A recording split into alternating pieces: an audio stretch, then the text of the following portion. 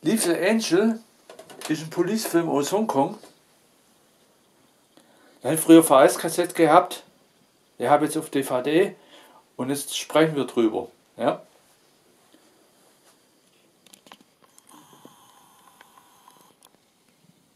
So. Spoiler-Alarm.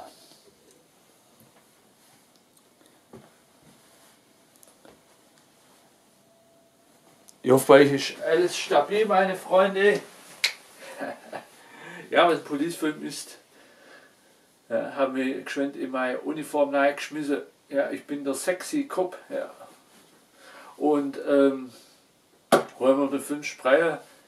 Ja, ich habe jetzt wieder meine Kreatinphase und wie immer habe ich hart trainiert.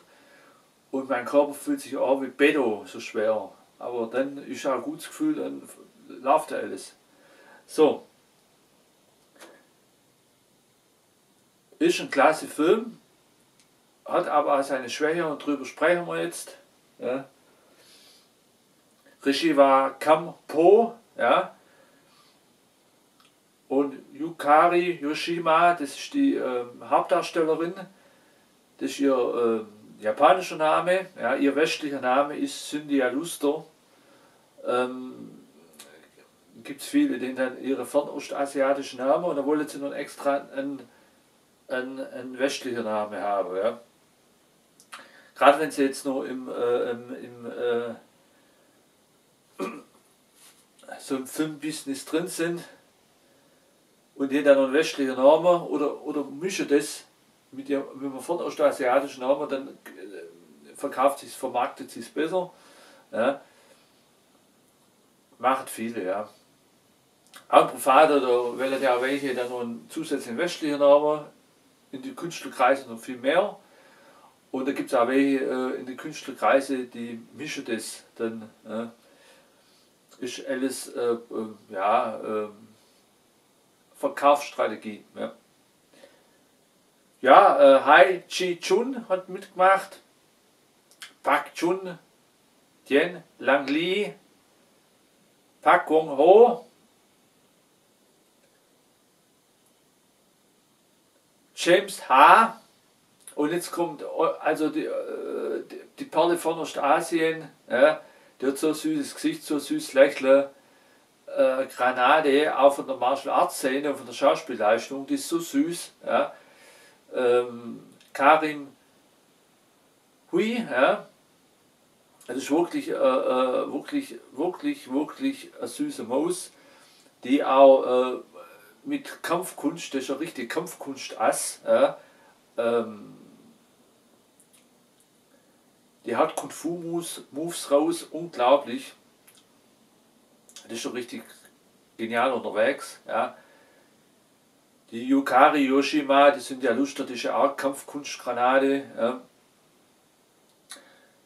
Und eine Kampfsportgranate, also das sind wieder die Frau, die Heldin, ne, die die Welt rettet. Ja. So die Filme feiern, dann gibt es ja in der Martial Arts Szene schon lange so die Filme, was ich auch richtig und wichtig finde. Ja. Brian Leung hat mitgemacht, Xing Fui Won, Margaret Lee, die sollte man kennen, wenn man Filmkenner ist. Ja. Bruce Lee, ja, der hat ja immer so der Bruce Lee nachgemacht. In die 70er, da hat er dann auch eine Rolle gekriegt. Ja. Also bis 70er und 80er rein. Ja. Also der Film ist 1990 rausgekommen. Ja. Also das ist das war schon eine Hochburg für geniale Filme, was sie da gemacht haben. Tao Chiang hat mitgemacht, Yi Sung Yang, Ying Hong Luk. Ja, hat auch wichtige Botschaft der Film. Zu der Story will ich auch noch dazu kommen. Ja. Biao Game hat mitgemacht und Funk Hung hat mitgemacht. Ja. So, Spoiler nochmal an der Stelle. cooles Menü. Gangsterstreit zwischen zwei Organisationen. Cops auf der Lauer. Schießerei und Action. Martial Arts Kampf bricht aus. Ja, mit genialen Stunts in der Fabrikhalle. Gegner gestoppt durch Autoexplosion. Andere Szene, Schmuggladen wird überfallen. Das ist jetzt so ein kleiner Gangster ohne Organisation. Gangster nimmt Geisel, als die Cops kommen. Die angebliche Geisel ist die Komplizin von ihm und seine Frau. Gangster und Schusswechsel mit der Polizei, ja, findet statt. Gangster stirbt, seine Frau flüchtet. Eine Gangsterorganisation leidet, also gibt es woanders wieder eine Gangsterorganisation, leiht Geld aus und macht Frauenhandel, also Prostitution und Drogenhandel. Also die Story ist auch ein bisschen, sagen wir so, ist auch ein bisschen schwierig, weil sie ja quasi, ja, weil sie erstmal wirkt, wie lauter so kleine Geschichte, so eine große Geschichte zusammenlaufen. Aber kommen wir am Schluss bei den Punkten nochmal dazu. Ja. Eine Frau, also das war die eine Frau, die quasi geflüchtet ist, die Fake-Geisel war, ne? Die Komplizin von dem Juwelierräuber, ne? Und die Frau ist aus China und ist illegal in Hongkong. Es war eine Zeit, da war Hongkong nur englische Kolonie, ja? Und Hongkong ist ja später erst wieder nach China zurückgekommen.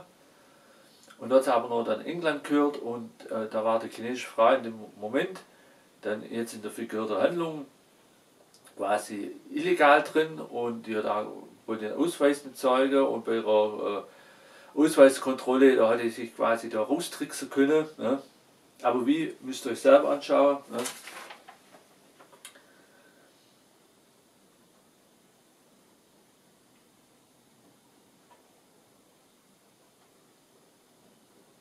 Ein alter Mann wird bedroht und seine Autos kaputt gemacht. Wegen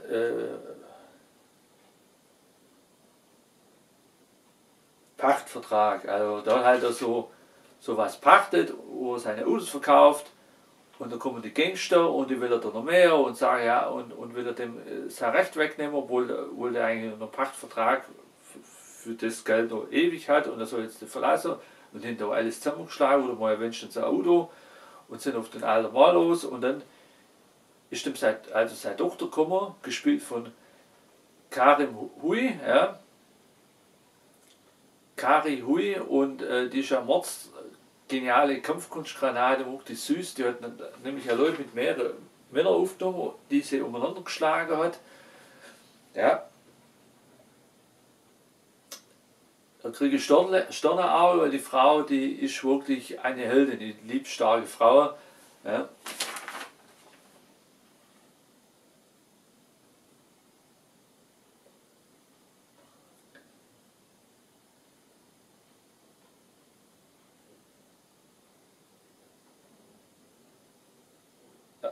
Andere Szene, eine Frau wird genötigt Sport zu machen, die wird sich mit Pistole, ja, Yukari Oshima, die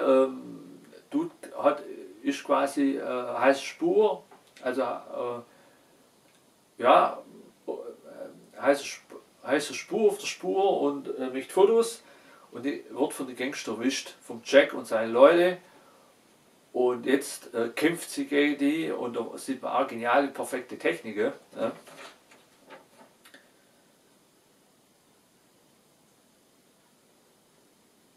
Sie kämpft allein gegen mehrere auch. Also sind die Frauen echt die Helden wieder. Ja. Die Heldinnen wieder. Ja. Sally soll für Jack anschaffen gehen, weil ihr Vater Schulden bei Jack hat. Ja. Weil Sally nicht will, schlägt sie Jack auch zusammen und die Jungs, ja. Und die Flüchtlingsfrau aus China, die hilft der Sally, ja. Und dann kommt es auch zum spannenden Finalkampf, ja. wie die Frau kämpft gegen Frauenhandel, gegen Sexismus, gegen Unterdrückung, gegen Drogenhandel. Ja. Und dann kommt es zu spannender Finalschlacht, die auch perfekt ist. Da wird ganz geniale Kampftechniken rausgehauen und es wird spannend. Ja. Was soll ich anfangen? Bist du mit der guten Seite, oder? Ja. Also die Schauspieler waren sehr gut, perfekt. Die Kampftechniken von den Athleten, vor allem von den Frauen, war perfekt. Ja. Es waren auch süße Frauen dabei. Ja. Kulissenwechsel war super, man hat die Atmosphäre von Hongkong wunderbar aufgefangen, eingefangen, Schnitt und Kameraarbeit war perfekt. Der Film an sich von der Qualität war wie VHS, zuerst hat es mich ein bisschen gestört, dann fand ich es angenehm, weil ich habe gedacht, okay, das ist ja, ich fühle mich wie in die 90er versetzt, es gibt so Oldschool-Feeling, weißt du, VHS-Qualität hat die DVD, finde ich eigentlich doch super, ja, das ist perfekt, das ist doch so ein altes Feeling, da freut man sich doch, wenn man so in alte Erinnerungen schwelgen kann, so, ja. Schlecht war, gut, was noch perfekt war, die Botschaft, das ist jetzt ein Zufall, aber vielleicht auch Gottes Wille, weil bei den Pfefferkorn war der letzte wieder, der letzte war wieder auch also es war ja Jugendliche, Gewalt an Kinder, gegen Gewalt an die Kinder war doch auch eine Botschaft, wo das jetzt nicht so zur Story passt hat. Pfefferkorn das überletzte Mal, da war es ja, hat es ja zur Story passt und es war eine gute Botschaft gegen Gewalt an Kinder. Ja. Und heute Gott geht es hier bei Little Angel gegen Gewalt gegen Frauen. Also eine gute Aussage gegen Frauengewalt. Ja, ja, nicht gegen, sondern gute Aussage gegen Frauengewalt. Also die Botschaft ist diesmal gegen Frauengewalt. Entschuldigung, wenn ich mich beim Anfang versprochen habe. Dann gegen Sexismus, ja, gegen Frauenhandel und gegen Drogen. Ist eine perfekte Botschaft. So, das sind die positive Seite. Die negative Seite war, der Film an Story hat nicht eine richtige Struktur gefolgt, sondern es war ein bisschen durcheinander, viele kleine einzelne Geschichten, die dann irgendwann so eine Großgeschichte waren sind. Vieles hat man zu lang verharrt, dass das ein bisschen dann ja, zu langwierig war. Nicht langweilig, aber langwierig. So. Es waren auch gute Action-Szenen drin, perfekte, ja, die gab es aber zu wenig. So. Und dann die Story halt, die jetzt nicht aus der Hüfte gekommen ist. Ja. Stellerweise kam es vor, als hätte es gar keine Story. Ja. Dann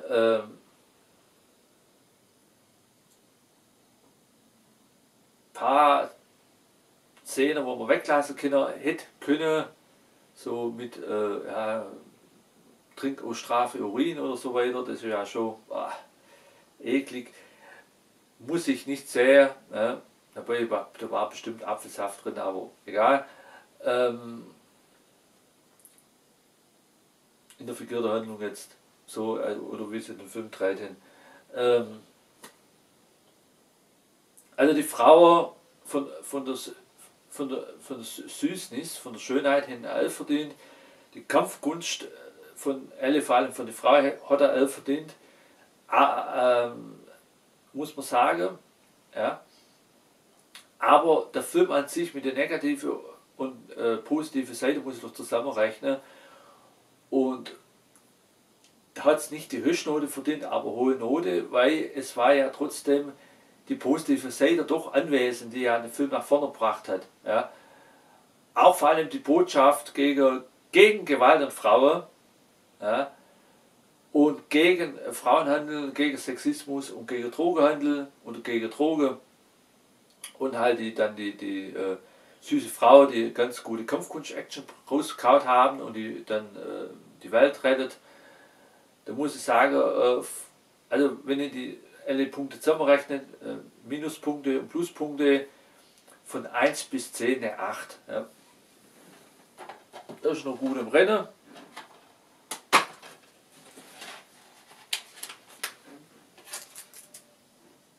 Und er kommt trotzdem mit Stolz in meine Sammlung.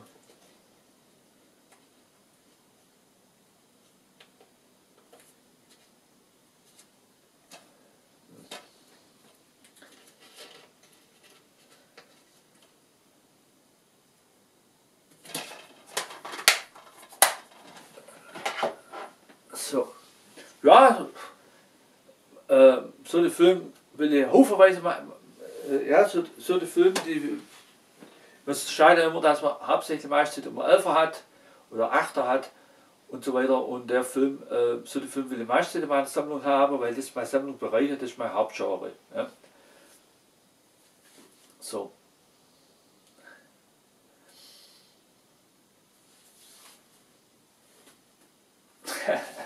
Ich wünsche euch was, ich hoffe, euch geht's gut, und ich hoffe, ihr kauft euch Lethal Engine selber.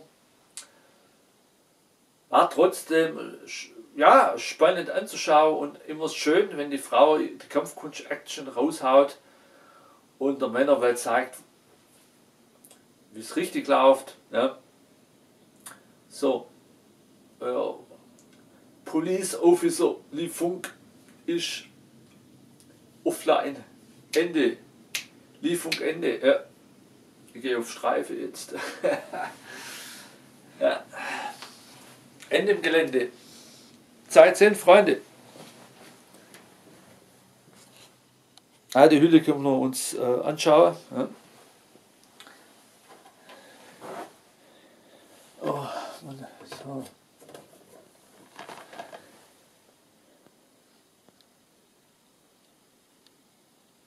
Ich habe 18. Finde ich auch gut so.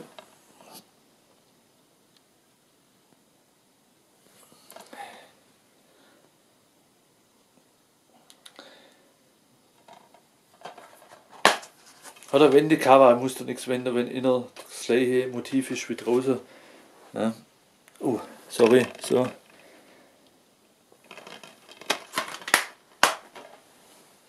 Kommt ja mal Police, ich gehe auch, wenn es jetzt so Agentin drauf steht, aber es war mehr ein Polizeifilm. Und ich hoffe, die Polizisten fühlen sich auch geehrt, weil die machen die Polizisten riskieren den Tag Kopf und Kragen für Recht und Ordnung, und Polizisten haben unseren Respekt verdient, weil die bringen positiven Einsatz für Demokratie, Freiheit und Gerechtigkeit. Ja.